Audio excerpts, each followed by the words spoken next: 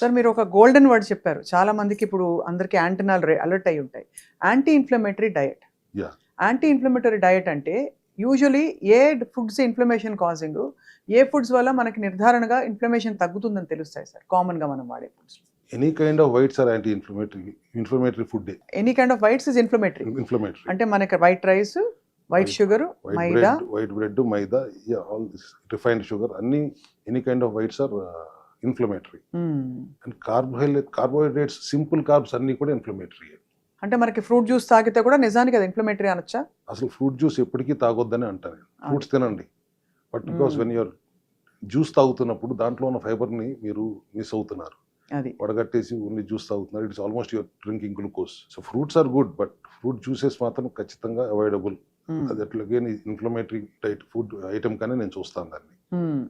So ఇట్లా balance of protein, lean protein and good fat and fibre along with complex carbs తో ఉండటం అనేది anti inflammatory diet diet గా మనం భావిస్తాం. అండ్ అందులో మీరు ఎప్పుడు కూడా మీ కోకోనట్ ఆయిల్ గురించి చాలా చెప్తూ వచ్చారు.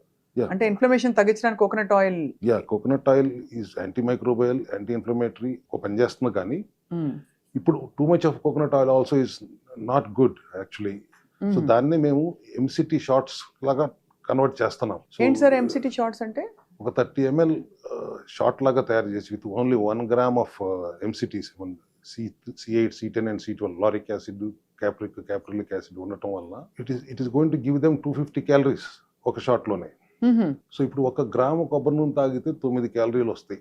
అవును. ఇప్పుడు 600 గ్రాములు కావాలంటే ఎంత కొబ్బరి నూనె తాగాలి? సో దాని నుంచి 90 గ్రాములు, 100 గ్రాములు, 150 గ్రాములు తాగేమని చెప్తుంటారు కొంతమంది. అది చాలా that is very bad for kidneys and heart and చాలా అనర్థాలు దారితీస్తుంది. వాసోడైలేషన్ అయిపోతుంది కదా సార్ ఇమిడియట్ గా. అందుకని దానికి ఆల్టర్నేటివ్ గా we have developed a new technology with MCT shorts, medium chain triglyceride shorts అంటాం. అది మనం 30 ml షార్ట్స్ ఒక 2 సార్లు తీసుకుంటే రోజు మొత్తం మీద we are getting 500 calories and only 2 grams of MCTs there. We add so many other micronutrients into it. దాని వల్ల కూడా చాలా ఉపయోగం ఉంటుంది. సార్ ఇది ఇప్పుడు CCL గతంలో మీరు చెప్పారు, మరొకసారి నాకు అర్థం కాలేదు last time. Caprylic and monolauric oil, అదే మీడియం చైన్ ట్రైగ్లిజరైడ్స్, అదే ఇదే బేసికలీ దానినే ఎంసిటీ షార్ట్స్ అంటున్నాం. సో మామూలు కొబ్బరి నూనెకి దీనికి డిఫరెన్స్ ఉంది. ఎస్, అది కొబ్బరి నూనె డైరెక్ట్ గా కురుడి కొబ్బరి నూనె తాగకుండా తక్కువ మోతాదులో ఎక్కువ ఎఫెక్టివ్ గా ఉండాలంటే ఎంసిటీ షార్ట్స్ అని ఇవాళ కొత్తగా మనం డిజైన్ చేసాం. సెల్ హెల్త్ క్లినిక్ లో మాత్రమే we are excluding using that kind of methodology in the diet protocol. ఇప్పుడు ఇన్ఫ్లమేషన్ గురించి మాట్లాడుతున్నాం కాబట్టి డాక్టర్ రవికుమార్ గారు, మనం ఎలాగో వైట్స్ అన్ని అవాయిడ్ చేయమని చెప్పారు. మీరు ఎప్పుడు మీరు కొంతమంది ఎక్స్పర్ట్స్, హెల్త్ ఎక్స్పర్ట్స్ చెప్పగా నేను విన్నది ఏంటంటే రిఫైన్డ్ ఆయిల్ ని కంప్లీట్ గా బ్యాన్ చేసేయండి, దానివల్ల కూడా ఇన్ఫ్లమేషన్ పెరుగుతుందని చెప్పి. రిఫైన్డ్ ఆయిల్స్ కంప్లీట్ గా బ్యాన్ చేయడం ఖచ్చితంగా అవసరం. బికాస్ 20% దాంట్లో గ్రౌండ్ నట్ లో 20% కూడా గ్రౌండ్ నట్ ఉండట్లేదు. అది either they're using cotton seed oil or ఇంకేదో కెమికల్స్ వాడుతున్నారు. I don't want to go deep into controversy, but refined oils are not definitely useful and helpful, unhealthy.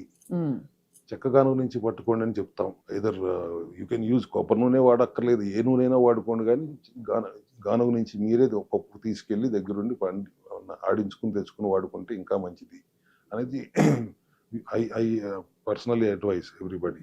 Coming back to rheumatoid arthritis, ఇప్పుడు micronutrients ని we have to ensure they are taken properly, and then we see next goal is cellular nutrition. This is where our cell health essential kit comes in. The multivitamin, minerals, omega-3, C vitamin, alkaline mineral drops, and D3 with K2 combination, Cibacthon oil capsules, black seed kalonji oil capsules and gut support కోసం gut health powders. ఇవన్నీ బాడీకి కావాల్సిన fundamental care, fundamentally అవసరమైన essentials ఇవన్నీ. So ఇవన్నీ మీరు చెప్పే diet protocols తో పాటు ఇవి కూడా తీసుకుంటే, ఇవి ఖచ్చితంగా వాడితేనే అసలు అందరికీ నేను సీబక్తాన్ గురించి చెప్పానంటే అదొకటే ఇస్తే చాలు అని కాదు కదమ్మా. Efficiency of sea buckthorn I explain in different perspective. అవును, అది ఒక్కటే తీసేసుకుంటాం సరిపోదు. But vitamin C anti oxidant లాగా పనిచేస్తుంది, సో ఆక్సిడేటివ్ స్ట్రెస్ నుంచి తగ్గిస్తుంది. అట్లాగే విటమిన్ D3 K2 కాంబినేషన్ ఉందనుకోండి, ఇట్ ఈస్ ఇమ్యూన్ మాడ్యులేషన్ కు మేజర్ రోల్ ప్లే చేస్తుంది. ఒమేగా 3 ఇన్ఫ్లమేషన్ పాత్వేస్ ని కామ్ డౌన్ చేస్తుంది. Coenzyme Q10 especially mitochondria support కు ఉపయోగపడుతుంది. రైట్. వెన్ మైటోకాండ్రియా ఇస్ దాన్ని సెల్ యాక్టివ్ అంటాము. అవును. మైటోకాండ్రియా ఇంప్రూవ్ అయిందంటే ఎనర్జీ ప్రొడక్షన్ పెరిగిపోతుంది. అడెనోసిన్ ట్రైఫాస్ఫేట్ అంటాం, ATP currency of the cell అంటాం. ఆ ఎనర్జీ ప్రొడక్షన్ ఎప్పుడైతే మీరు కోఎంజైమ్ Q10 తో మైటోకాండ్రియాని హెల్త్ కి సపోర్ట్ చేస్తారో ఎనర్జీ ప్రొడక్షన్ పెరిగిపోతుంది. So all this sea buckthorn for example anti ఇన్ఫ్లమేటరీగా అండ్ ఆక్సిడేటివ్ స్ట్రెస్ తగ్గించడానికి ఉపయోగపడుతుంది. Most important out of all curcumin and black seed kalonji oil. ఇది యా కుర్కుమిన్ అంటే it comes from major compound from turmeric. దాని bioavailability పెంచడానికి పెప్పరైన్ add చేస్తామా, లైజోజోమల్ చేస్తామా, phytosomal చేస్తామా, whatever technology we use bio ఎఫికసీని పెంచి యాంటీ ఇన్ఫ్లమేటరీ పాత్వేస్ కి ఉపయోగపడేలాగా, జాయింట్ స్టిఫ్నెస్ తగ్గేలాగా, పెయిన్స్ తగ్గేలాగా, స్వెల్లింగ్ తగ్గేలాగా, రెడ్డిష్నెస్ తగ్గేలాగా చాలా బాగా ఉపయోగపడుతుంది కుర్కుమిన్.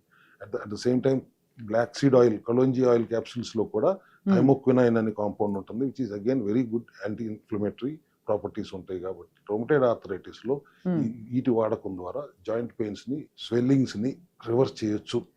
మార్నింగ్ స్టిఫ్నెస్ ని కూడా రెమిషన్ కి ఈజీ డెఫినెట్ గా రివర్స్ చేయొచ్చు అనేది మా సెల్ హెల్త్ లో మేము పాటిస్తున్న విధానం. సార్, మామూలుగా మీ దగ్గరకు వచ్చిన ఒక కేస్ స్టడీ, రుమటైడ్ ఆర్థరైటిస్ లాంటి కేస్ స్టడీ ఒకటి వచ్చినప్పుడు మీరు ఎలా డీల్ చేశారు, వాళ్ళకి ఎలా తగ్గిందో వివరించగలరు? ఇప్పుడు నిన్నటి కేసు చెప్పాను, అది నిన్న వచ్చింది కాబట్టి 1 month తర్వాత we can see the result. But everyday we're seeing చాలా కేసెస్ చూస్తుంటాం. రుమటైడ్ ఆర్థరైటిస్ కేసెస్ ఈ మధ్య చాలా ఎక్కువైనాయి. ఆల్మోస్ట్ 5గురిలో ఒకరికి ఉన్నట్టుగా ఉంది ప్రస్తుతం. ఇప్పుడు కీళ్ళవాతం అంటే అదేనా సార్? కీళ్ళవాతం కూడా అది ప్రాబ్లం అదే కదా. కీళ్ళవాతం అంటారు కానీ అది కీళ్ళవాతం మీనింగ్ ఏంటో తెలియదు. జాయింట్ పెయిన్ కీళ్ళవాతం అంటే జనరల్ గా అందరూ జాయింట్ పెయిన్ అనుకుంటారు. It is just not joint pain, it is total whole body మీద ఎఫెక్ట్ పడుతుంది అనేది అర్థం చేసుకుని దాన్ని హోలిస్టిక్ గా డీల్ చేయాలి. అండ్ అందరినీ ఒకే గాడిని పట్టేయడం కాకుండా what is the triggering factor, ఎవరికి ఆ రుమటైడ్ ఆర్థరైటిస్ రావడానికి ఏ ఫ్యాక్టర్ ట్రిగర్ అయింది అనేది అసెస్ చేసి దానికి అనుగుణంగా we have to address the problem for that particular individual. So ఆ విధంగా మనం ఇండివిజువలిస్టిక్లీ పర్సనలైజ్డ్ డిజైన్ చేస్తాం కాబట్టి all these micronutrients and anti inflammatory diet protocol తో ప్రాపర్ లైఫ్ స్టైల్లో మార్పులు చేసి బేసిక్ గా పిల్లర్స్ ఏంటి, ఇన్ఫ్లమేటరీ డ్రైవర్స్ని ఐడెంటిఫై చేయాలి ఫస్ట్. దెన్ డెఫిషియన్సీని కరెక్ట్ చేయాలి. దెన్ ఇమ్యూనిటీని బ్యాలెన్స్లో తెచ్చుకోవాలి. గట్ రిపేర్ చేసుకోవాలి. స్లీప్ అండ్ స్ట్రెస్ ప్యాటర్న్స్ని తగ్గించుకోవాలి. దెన్ లైఫ్ స్టైల్లో మార్పులు చేయాలి, ఆహార విధానంలో మార్పులు చేయాలి. ఇవన్నీ కలిస్తేనే ఆ ప్రాబ్లం సాల్వ్ అవుతుంది. కానీ ఊరికే అక్కడ లోకలైజ్డ్ గా మంది వేసేసిన అవ్వదు. అదొక్కటి తగ్గించడానికి వేసినా అండర్ రూట్ కాజ్ ఎక్కడికి పోదుగా, అక్కడే ఉంటుంది.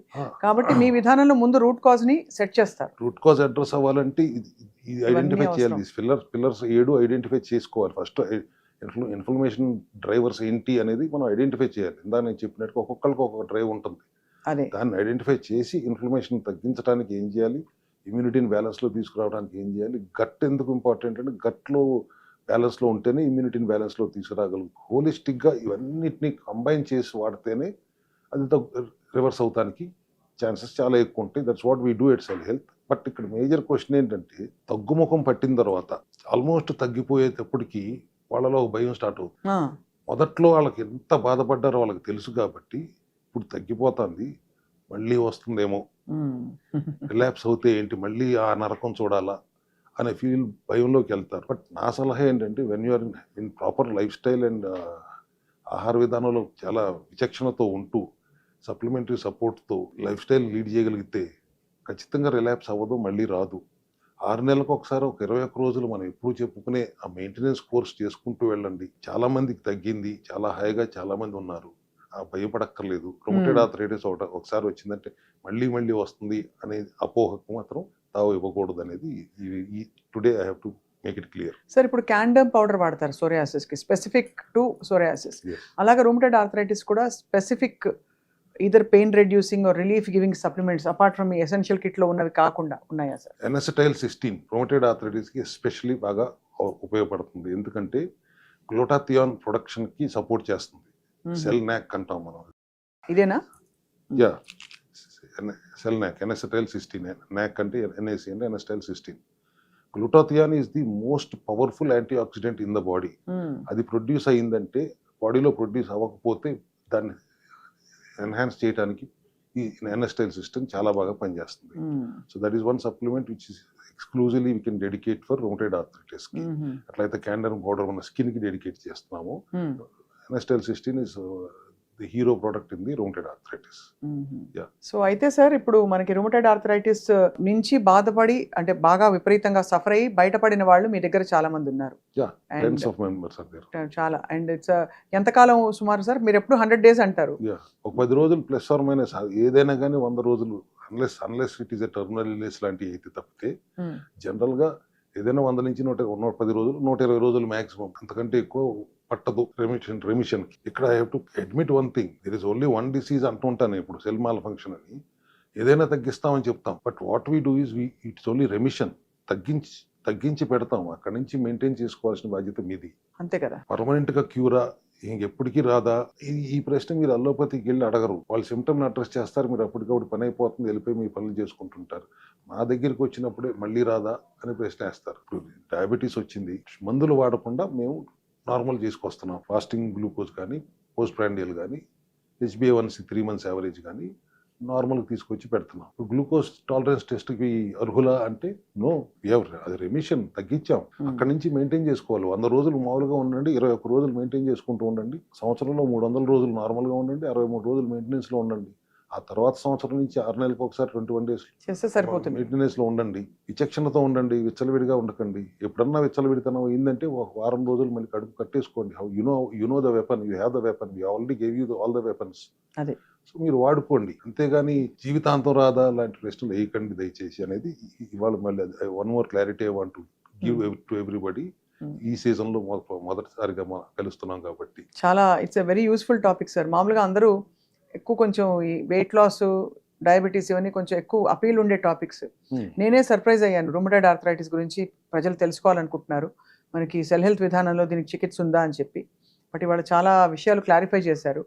మనం రుమటైడ్ ఆర్థరైటిస్ లేకపోయినా కూడా మీరు చెప్పిన వైట్స్ అన్నీ కూడా ఎందుకు తింటున్నామా అనే ప్రశ్నతో నేను ఇవాళ ముగించాల్సి వస్తుంది ఇవాళ ఎపిసోడ్. బికాస్ అసలు why should we eat white sugar?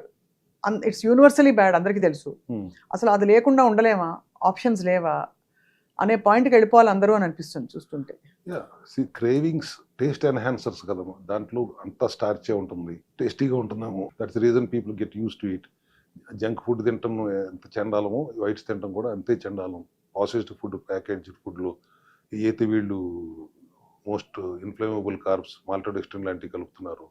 అట్లా వీటికి కూడా ఎడిక్ట్ అవుతున్నారు. ఆ ఎడిక్షన్ నుంచి బయటపడాలంటే కొద్దిగా అవేర్నెస్ క్రియేట్ అవ్వాలి. అయితే హోప్ మనం ఇన్నిసార్లు మాట్లాడుకుంటుంటే ఎంతో కొంత కొద్ది మందికైనా ఈ అవేర్నెస్ వస్తుందని ఆశిస్తాను. తప్పకుండా సార్. ఐ థింక్ బికాస్ చాలా మంది enquiries and the kind of viewership, ప్రజలు చూసి ఆదరిస్తున్న విధానం, మిమ్మల్ని అప్రోచ్ అవుతున్న విధానం చూస్తుంటే ఎక్కడో ఆలోచించడం అయితే మొదలు పెట్టారు ఇన్ని ఎపిసోడ్స్ తర్వాత.